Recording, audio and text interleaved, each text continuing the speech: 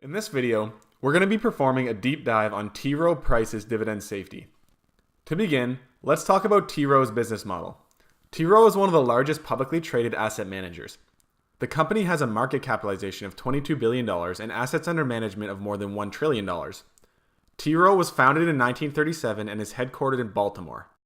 T. Rowe is a well-known dividend stock because of its compelling track record of dividend growth. With 32 years of consecutive dividend increases, T. Rowe is a member of the Dividend Aristocrats Index, a group of elite dividend stocks with more than 25 years of consecutive dividend increases. Looking ahead, T. Rowe's high dividend yield has led many investors to question the safety of its future dividend payments.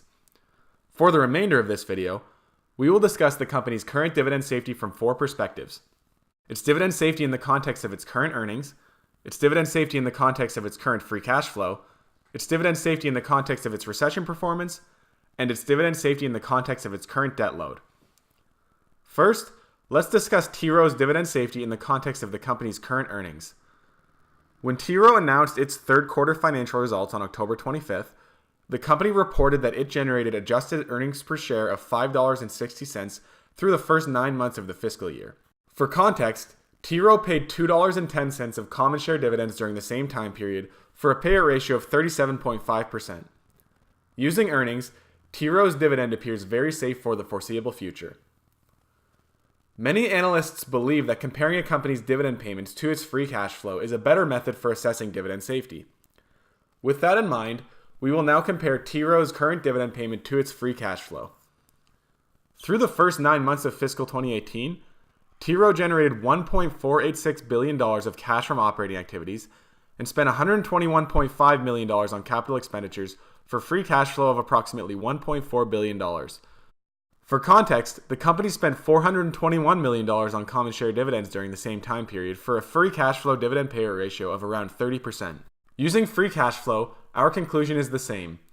T. Rowe's dividend appears safe for the foreseeable future, and its payout ratio using free cash flow is actually lower than the earnings per share equivalent. Companies do not cut their dividends in the good times. Instead, dividends are reduced when companies experience financial difficulties. With that in mind, this section will analyze T. Rowe's current dividend safety in the context of the company's historical recession performance. We believe that the best way to measure a company's recession resiliency is by measuring its earnings per share performance during the financial crisis that occurred between 2007 and 2009. T. Rowe's performance during this time period is shown here. T. Rowe's earnings per share performed very well during the last economic contraction. With that in mind, we have no concerns about the company's ability to pay rising dividends during future economic contractions. Normally, we include an analysis of the company's debt in these dividend safety analysis videos. With that said, T. Rowe is actually debt-free.